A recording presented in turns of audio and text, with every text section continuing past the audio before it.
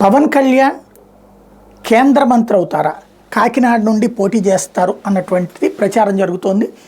సానా సతీష్కి అంతకుముందు సీట్ అక్కడ కేటాయించారు, ఆయన ప్రచారం చేసుకుంటున్నారు, అయితే బయటికి అనౌన్స్ చేయలేదు.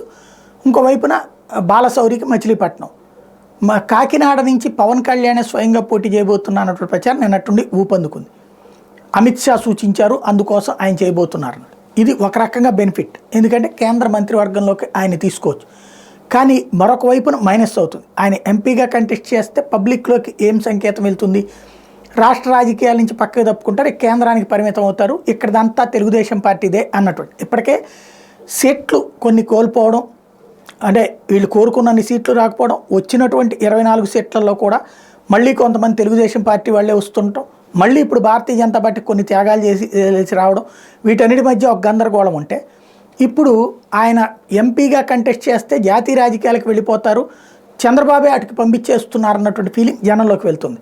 మరి కాబట్టి వాళ్ళు ఆలోచించుకుని ముందుకెళ్తారా లేదా చూడాలి.